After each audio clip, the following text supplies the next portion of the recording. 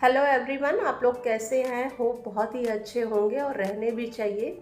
आज हम आलू दम की रेसिपी लेके आए हैं जो कि बहुत ही टेस्टी बनती है। और इसे चावल से, रोटी से, परांठों से, किसी से भी खाइए, बहुत ही टेस्टी लगती है। स्पेशली पूरी से तो आलू दम की ये जो इस तरह की सब्जी है बहुत ही टेस्टी लगती है। तो चलिए शुरू करते हैं अपनी रेसिपी। इसके लिए हमें आलू देख लेते हैं कैसे लेना है। आलू जो है एकदम जो पतला छिलका होता है उस तरह से एकदम साफ़ सुथरा सफ़ेद लेना है। हरा हरा जो दिख रहा था वैसा नहीं लेना है। और देखिए आलू इस तरह से मैंने लिए हैं। आलू को मैंने बॉईल कर लिया है और इसे ठंडा कर लिया है। और क्या करना है, इसमें जो फॉक से इस तरह से पंच कर लेना है चारों तरफ, ताकि हमारा जो तेल मसाला है वो बढ़िया से इसके अंदर चला जाए। आप कच्चे आलू भी ले सकते हैं, उसको छील के इस तरह से पंच कर लीजिए। 3 मीडियम साइज़ के प्याज है, 3 मीडियम साइज़ के टमाटर हैं और 10 लहसुन की कलियां हैं, 2 इंच का अदरक है और 4 मिर्चें हैं जो मैंने अच्छे से कूट ली है। और थोड़ा सा मैंने हरा धनिया लिया है। गैस का हम मीडियम फ्लेम कर लेंगे और कढ़ाई चढ़ा देंगे। कढ़ाई में हम 3 चम्मच सरसों का तेल ले लेंगे और इसे अच्छे से गर्म होने देंगे, एकदम धुआं निकलने तक। तेल जो है बहुत अच्छे से गर्म हो गया है। अब इसके अंदर हम सारे आलू एक एक करके डाल देंगे और सावधानी पूर्वक डालेंगे। तेल गर्म है, छिटक के हम पे ना गिर जाए, इसके लिए ध्यान से डालना है। सारे आलू उसमें डाल देंगे और अच्छे से चला देंगे इसके अंदर, ताकि जो तेल है सारे आलू में अच्छे से लग जाए और ये एकदम से जले नहीं इसके अंदर। अब हम बहुत ज़्यादा तेल डाल के क्योंकि नहीं कर रहे हैं फ्राई, हमें हल्का सा तेल डालना है, ज़्यादा तेल नहीं डालना है और एक साथ इसी में फ्राई करेंगे। अब इसमें हम आधी चम्मच नमक डाल देंगे अच्छे से और इसे चला देंगे, और ताकि जो नमक है सारे आलू में अच्छे से लग जाए। आलू में नमक डालने से जो इसका टेस्ट है बहुत अच्छे से आएगा, आलू नमकीन नमकीन हो जाएंगे। और थोड़ा सा हम इसमें आधी चम्मच के करीब हल्दी भी डाल देंगे, इससे जो इसका है टेस्ट है बहुत ही बढ़िया हो जाएगा।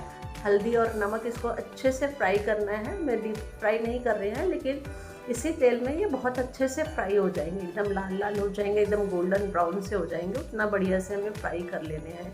ये खाली हल्दी और नमक डाल के इस तरह से फ्राई जब कर लेते हैं, इस तरह से इससे भी खाते हैं तो बहुत ही टेस्टी लगता है, बच्चों को तो बहुत ही टेस्टी लगता है। तो चलिए अब आलू हमारे फ्राई हो चुके हैं। अब कढ़ाई में हम 3 चम्मच तेल फिर से ले लेते हैं, ग्रेवी अपनी तैयार करते हैं और तेल को गर्म हो जाने देते हैं। तेल अच्छे से देखिए अब गर्म हो चुका है।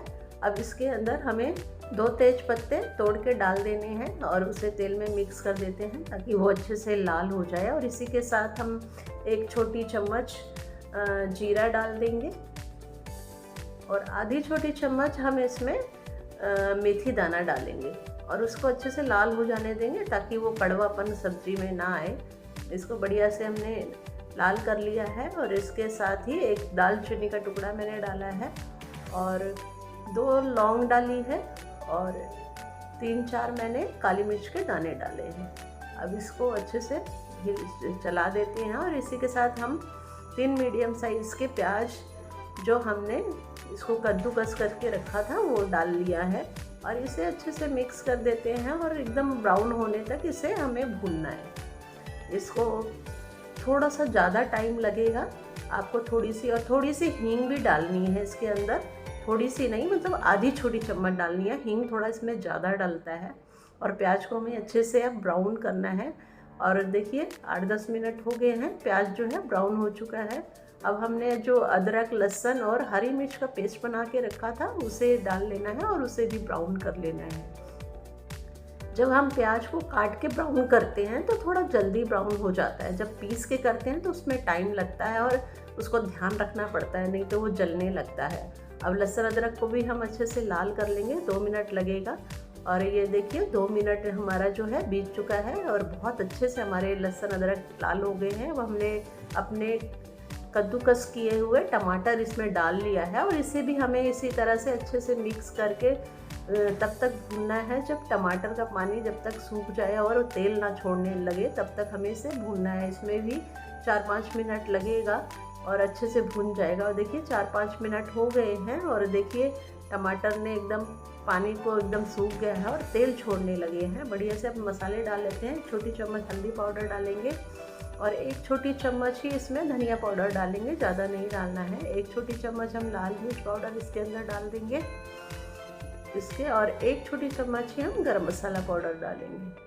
मसाले थोड़े हमने खड़े भी डाले हैं, तो ज़्यादा हम इसके अंदर और मसाला नहीं डालेंगे, और इसे अच्छे से मिक्स कर देंगे। थोड़ा सा पानी डाल देते हैं ताकि ये अच्छे से लगे नहीं और पक जाए, एकदम भुन जाए ये, और अच्छे से मसाले को हम लाल कर लेंगे। पानी थोड़ा सा कम है, थोड़ा सा और डाल देते हैं, नहीं तो ये लगने लगेगा। और इसको अच्छे से चला देंगे और इसे एकदम ब्राउन अच्छे से लाल करेंगे, मतलब एकदम जो इसका तेल छोड़ने लगेगा तब तक लाल करेंगे। और देखिए अब एकदम लाल हो चुका है हमारा जो ये मसाला है, तेल छोड़ने लगा है बढ़िया से।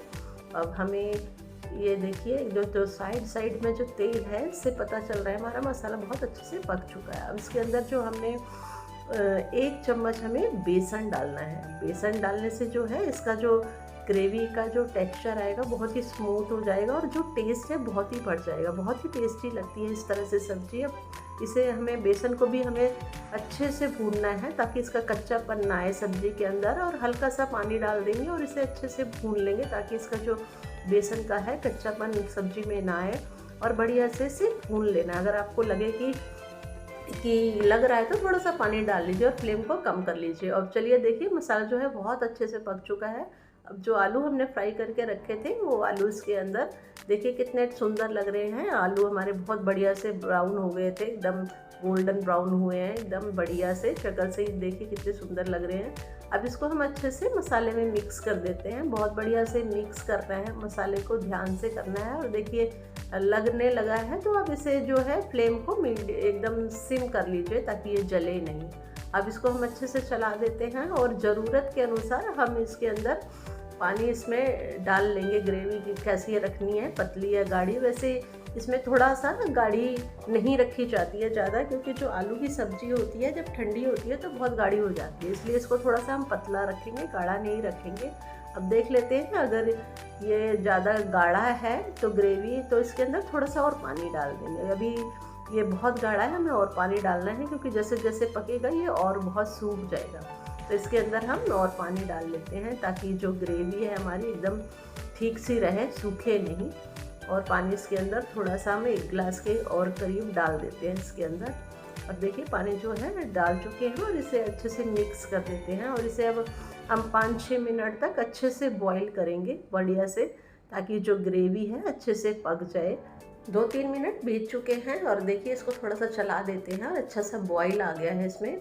अच्छे से चला देंगे ताकि नीचे कहीं लग ना जाए, इसके लिए थोड़ा सा हम ध्यान रखेंगे। इसको चला देते हैं, और अभी इसको 2-3 मिनट तक और अच्छे से बॉईल होने देंगे। मीडियम फ्लेम कर दिया है हमने, और बढ़िया से इसको बॉईल होने देते हैं। और देखिए 5-6 मिनट हो चुके हैं, ग्रेवी अच्छे से पक गई है, सब्जी भी हमारी एकदम अच्छे से पक चुकी है। और देखिए अभी ये इतना इसमें ग्रेवी दिख रहा है, ठंडी होगी तो और ज़्यादा ये गाढ़ी हो जाएगी, इसलिए थोड़ा सा इसको पतला ही रखेंगे। और सब्जी बन चुकी है, आप इसे चाहे रोटी से खाएं, चावल से खाएं, पूड़ियों से खाएं, परांठों से खाएं, बहुत ही टेस्टी लगती है। आप ज़रूर बनाइएगा और बताइएगा कैसे बना है। अब इसके ऊपर हम धनिया गार्निश कर लिया है हमने, और इसको सर्व कर लेते हैं। और आपको अगर मेरी रेसिपी ये अच्छी लगी हो तो मेरे रेसिपी को लाइक कीजिए, शेयर कीजिए एंड सब्सक्राइब कीजिए, ताकि आपको अच्छी अच्छी वीडियो के नई रेसिपीज़ के वीडियो मिलते रहें, नोटिफिकेशन मिलता रहे फ्री। नेक्स्ट वीडियो में मिलेंगे। Thank you for watching.